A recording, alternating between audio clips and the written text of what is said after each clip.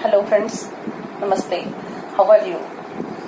दोस्तों, Ganesha study concept में मैं मासूदा परवीन आपका हार्दिक स्वागत करती हूँ। दोस्तों, हमारा टॉपिक चल रहा था राजस्थान के प्रमुख व्यक्तित्व, जिसमें हमने सबसे पहले पृथ्वीराज चौहान तृतीय के बारे में पढ़ा। आज हमारा टॉपिक रहेगा महाराणा प्रताप। महाराणा प्रताप भारत के वीर सपूत महाराणा प्रताप राजस्थान ही नहीं बल्कि भारतीय इतिहास के अद्वितीय योद्धा, मेवाड़ के शासक महाराणा प्रताप के बारे में हम पढ़ने जा रहे हैं। दोस्तों, महाराणा प्रताप का शासनकाल रहता है 1572 से 1597 ईस्वी। सबसे पहले हम इनका परिचय पढ़ेंगे, फिर सैन्य अभियान पढ़ेंगे। दोस्तों, परिचय पढ़ते हैं। परिचय में सबसे पहले हम पढ़ेंगे इनका जन्म। इनका जन्म हुआ 9 मई 1540 ईस्वी को बादल महल में, और हिंदू कैलेंडर की यदि बात की जाए तो विक्रम संवत 1597 में इनका जन्म होता है। जस शुक्ल तृतीया के दिन बादल महल कुंभलगढ़ दुर्ग में स्थित है। दोस्तों, राजस्थान आर्ट एंड कल्चर में आपने पढ़ा होगा कुंभलगढ़ दुर्ग के बारे में। कुंभलगढ़ दुर्ग राजसमंद जिले में स्थित है। कुंभलगढ़ का किला विश्व विरासत संरक्षण सूची में सम्मिलित है। कुंभलगढ़ दुर्ग में एक दुर्ग बना हुआ है, यानी दुर्ग के अंदर दुर्ग बना हुआ है, जिसे हम अंतः दुर्ग कहते हैं। कुंभलगढ़ का अंतः दुर्ग क्या कहलाता है? कटारगढ़, जिसे आप क्या कहते हैं? मेवाड़ की आंख भी कहते हैं। कटारगढ़ के अंदर फिर कौन सा बना हुआ है? बादल महल। बादल महल 2 हिस्सों में बटा है, एक है जनाना कक्ष और एक है मर्दाना कक्ष।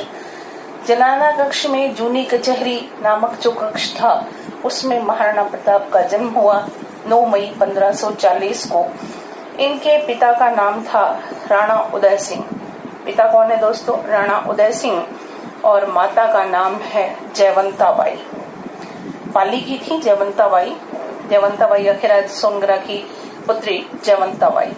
और इनकी पत्नी का नाम था अजबदेव पंवार।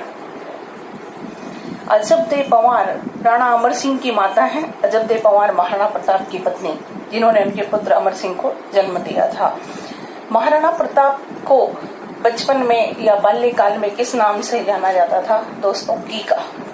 भीलों में छोटे बच्चों को क्या कहते हैं? कीका।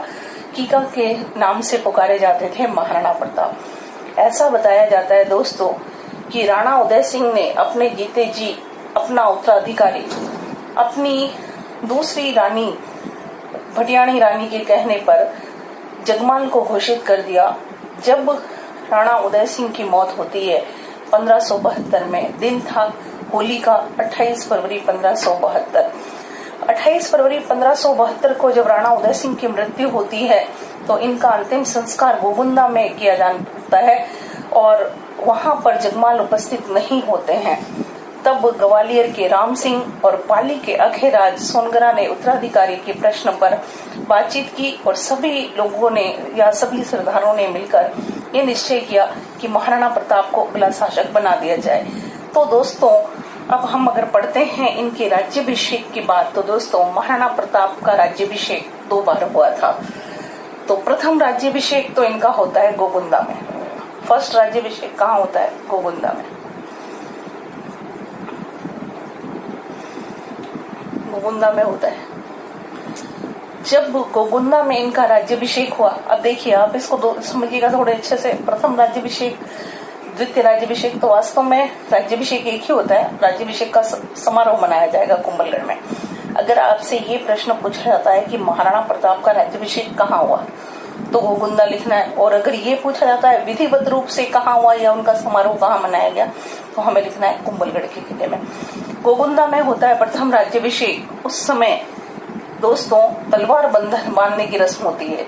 तलवार बंधाई करते हैं हमारे सलूम्बर के रावत कृष्ण सिंह। रावत कृष्ण सिंह ने क्या किया था? इनको तलवार बांधी थी, यानी उत्तराधिकारी घोषित कर दिया गया था। उसके बाद सब लोग वापस आते हैं और जगमाल को गद्दी से हटाते हैं, और सेकंड जो इनका राज्याभिषेक या विधिवत रूप से राज्याभिषेक या राज्याभिषेक समारोह जिसे हम कहते हैं, ये समारोह कौन से किले में होता है? कुंभलगढ़ के किले में होता है। कुंभलगढ़ दुर्ग में इनका विधिवत रूप से राज्याभिषेक हुआ या राज्याभिषेक का समारोह जो है मनाया गया। जगमाल को हटा करके, यानी जगमाल को राणा उदय सिंह ने उत्तराधिकारी घोषित किया था दोस्तों, लेकिन जगमाल को उत्तराधिकारी के पद से हटाकर या राजा के पद से हटाकर उसके स्थान पर किसे राजा बनाया गया है? प्रताप को। और यह घटना इतिहास में किस नाम से जानी गई? राजमहलों की क्रांति के नाम से जानी जाती है।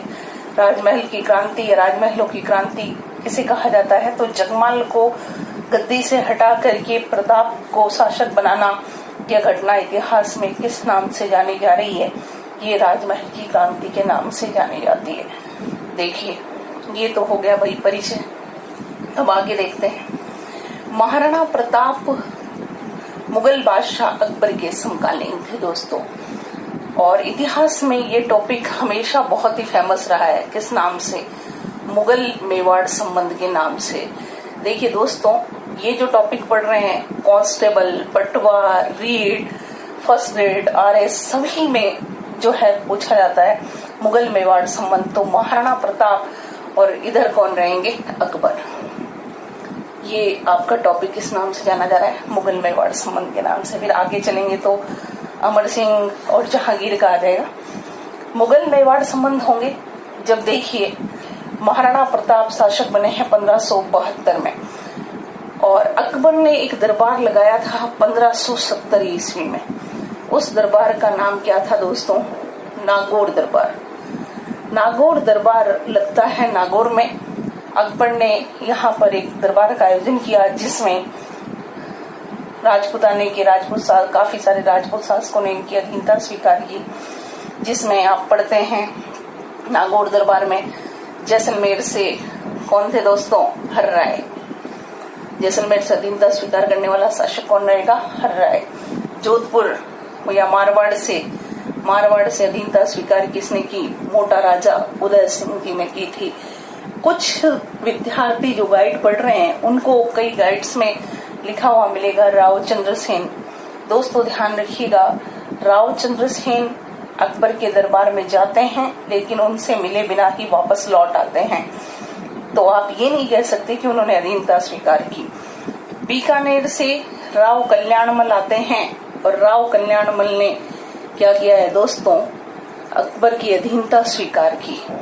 जैसलमेर के हर राय ने अधीनता स्वीकार की, मारवाड़ के मोटा राजा उदय सिंह ने अधीनता स्वीकार की और बीकानेर के राव कल्याणमल ने अधीनता स्वीकार की। देखिए, मोटा राजा उदय सिंह ने अपनी पुत्री जगत गोसाई का विवाह जहांगीर से करवाया। बीकानेर के राव कल्याणमल अपने साथ अपने 2 बेटों को भी लेकर आते हैं दोस्तों। उनमें से एक कौन है? राय सिंह। राय सिंह भी अकबर की सेवा में आते हैं, और एक थे आपके कवि पृथ्वीराज राठौड़, ये भी आते हैं। प्रश्न आपके द्वितीय श्रेणी शिक्षक भर्ती में पूछा गया, अकबर ने 1572 से 1574 तक जोधपुर का प्रशासक किसे नियुक्त किया? उत्तर लिखना है राय सिंह। कवि पृथ्वीराज राठौड़ को गागरोन का दुर्ग दिया गया, और गागरोन दुर्ग में रहते हुए कवि पृथ्वीराज राठौड़ ने कौन सा ग्रंथ लिखा? वेली किशन रुक्मणी। देखिए दोस्तों, वेली किशन रुक्मणी ग्रंथ जो लिखा गया है किसके द्वारा लिखा गया है? कवि पृथ्वीराज राठौड़ के द्वारा। बहुत सारी भर्ती परीक्षाओं में ये प्रश्न बार बार रिपीट हो रहा है। वेली किशन रुक्मणी के लेखक कौन है? कवि पृथ्वीराज राठौड़। वेली किशन रुक्मणी को एक बहुत प्रसिद्ध व्यक्ति है जिनका नाम है दुर्सा आड़ा। दुर्सा आड़ा ने वेली किशन रुक्मणी को 5वां वेद और 19वां पुराण कहा है दोस्तों। तो दुर्सा आड़ा ने किससे 5वां वेद कहा है? वेली किशन रुक्मणी को, क्योंकि आप सभी जानते हैं वेद 4 ही हैं, ऋग्वेद, यजुर्वेद, सामवेद, अथर्ववेद। 5वां वेद किसे कह दिया? दुर्सा आड़ा जी ने वेली किशन रुक्मणी को। और पुराणों की संख्या कितनी है? 18, और 19वां पुराण किसे कहा गया है? वेली किशन रुक्मणी को। इसमें से इन्होंने वैवाहिक संबंध बनाए। राव कल्याणमल ने भी अपनी पुत्री का विवाह अकबर से करवाया। मोटा राजा उदय सिंह जी ने अपनी बेटी की शादी जहांगीर से कराई। जैसलमेर के हर राय ने उस वक्त नहीं लेकिन बाद में वैवाहिक संबंध स्थापित किए। दोस्तों, प्रश्न पूछा गया है, थोड़ा ध्यान से सुनिएगा। प्रश्न पूछा गया है, राजपुताने का वह शासक जिसने अकबर की अधीनता तो स्वीकार की किंतु वैवाहिक संबंध नहीं बनाए। तब जाकर दोस्तों आपको उत्तर लिखना है रणथंभौर का सुरजनहाड़ा, क्योंकि बहुत सारी किताबों में लिखा है कि हर राय ने वैवाहिक संबंध नहीं बनाए हैं, लेकिन उसने बाद में बना लिए थे। लेकिन सुरजनहाड़ा 1569 की बात होती है। सुरजनहाड़ा ने अधीनता स्वीकार की स्वेच्छा से, लेकिन वैवाहिक संबंध नहीं बनाए हैं। इस चीज को आप ध्यान रखेंगे। तो देखिए दोस्तों, इतने सारे लोगों ने नागौर दरबार में अधीनता स्वीकार की, लेकिन मेवाड़ से कोई भी बंदा नहीं आता है। तब जाकर महाराणा प्रताप के राज्याभिषेक के पश्चात अकबर ने महाराणा प्रताप को अपने अधीन करने या उनसे संधि करने के लिए क्या किया है, 4 लोगों को भेजा, जिसे हम कहते हैं कि अकबर ने महाराणा प्रताप के विरुद्ध 4 शिष्टमंडल भेजे थे। वो 4 शिष्टमंडल कौन कौन से थे दोस्तों, देखिए।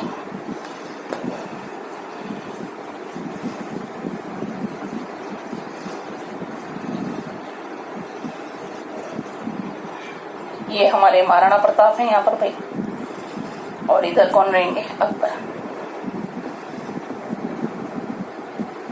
अकबर ने 4 लोगों को भेजा है महाराणा प्रताप के विरुद्ध। देखिए दोस्तों कौन कौन है, शॉर्ट ट्रिक में आप याद करेंगे। JMBT, J फॉर जलाल खान कोरची,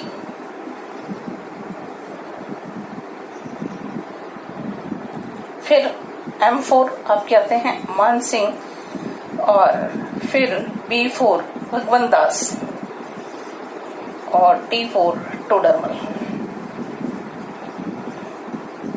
जलाल खान कोरची अकबर के सेनापति हैं। मान सिंह अकबर के जो है 9 रत्नों में से एक माने गए हैं। राजा मान सिंह है जयपुर के।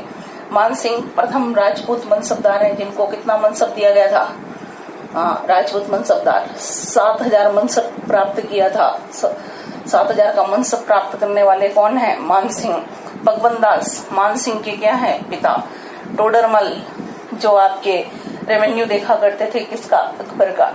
दोस्तों सबसे पहले ये ध्यान रखिएगा, पहला व्यक्ति जाएगा सन 1572 में, और ये तीनों जाएंगे 1573 में। ठीक है, क्रम पूछा जा सकता है, क्रम आपको याद रखना है। यदि आपसे ये पूछा जाता है तो ये नवंबर 1572 में जाते हैं, ये जून 1573 में जाएंगे, और ये सितंबर 1573 में जाएंगे, और ये दिसंबर 1573 में जाते हैं। ऐसा बताया गया कि जलाल खान कोरची महाराणा प्रताप को संधि करने के लिए मजबूर नहीं कर पाते या उनको अधीनता नहीं स्वीकार करवा पाते, तब मान सिंह को भेजा जाता है, और मान सिंह भी कामयाब नहीं होते हैं, क्योंकि महाराणा प्रताप ने उनको यह कहकर वापस लौटा दिया था दोस्तों कि मैं सिसोदिया वंशी राजपूत, कछवाहा वंशी राजपूतों से कोई संबंध नहीं रखना चाहता, क्योंकि राजपूत लोग रोटी और बेटी का सौदा नहीं करते या उसको बांटते नहीं है, इसलिए भलाई इसी में है कि तुम वापस लौट जाओ। मान सिंह वापस लौट आते हैं दोस्तों। मान सिंह के वापस लौट आने पर अकबर को लगा कि मान सिंह ने कोई प्रयास नहीं किया, तब उन्होंने उनके पिता भगवंत दास को भेजा, जिन्हें हम प्रथम राजपूत मनसबदार कहते हैं। 5000 का मनसब इन्हें दिया गया था अकबर के द्वारा। मनसबदारी सिस्टम में आपको पढ़ाऊंगी दोस्तों, इंडियन हिस्ट्री पढ़ेंगे हम तब। मनसब व्यवस्था में 2 चीजें होती है, एक तो जात होता है और एक होता है सवार। जात उस आदमी का व्यक्तिगत पद और सवार सैनिकों की संख्या, इनको जोड़कर रैंकिंग तय की जाती है। सबसे बड़ा मनसब 7000 का माना जाता था। 7000 जो है मोस्टली युवराज को दिया जाता था। भगवंत दास को 5000 का मिला हुआ था। तो भगवंत दास जब आते हैं तो महाराणा प्रताप ने इन्हें भी समझाया, अंकल जी वापस लौट जाएं, कोई मतलब नहीं है, आप फालतू में परेशान हो रहे हैं, मुझे अच्छा नहीं लग रहा है। भगवंत दास जी भी आ गए भाई साहब। अब उसके बाद जाते हैं टोडरमल। टोडरमल तो राजनीति से इनका दूर दूर तक कोई लेना देना नहीं था, रेवेन्यू से डिपार्टमेंट से इनका संबंध था। आईने दशशाला प्रणाली के जनक माने जाते हैं। ये भी वापस लौट आते हैं। जब ये चारों लोग असफल होकर वापस लौटे, तब जाकर अकबर को ऐसा लगता है कि मान सिंह जो हैं, जिन्हें सेकंड अभियान के बाद या सेकंड शिष्टमंडल से लौटने के बाद अकबर ने उन्हें मना कर दिया था कि आप मेरे दरबार में नहीं आएंगे क्योंकि आप महाराणा प्रताप को अधीनता नहीं स्वीकार कर पाए। लेकिन जब भगवान दास भी खाली हाथ लौटे और टोडरमल भी लौट आए, तो उन्हें लगा कि वास्तव में महाराणा प्रताप में कुछ तो बात है। मान सिंह ने प्रयास तो किया ही था लेकिन सफल नहीं हुए। तो फिर इसके बाद अकबर प्लानिंग करते हैं और वह प्लानिंग होती है किसकी? हल्दी घाटी के युद्ध की। दोस्तों, कल हम पढ़ेंगे हल्दी घाटी का युद्ध।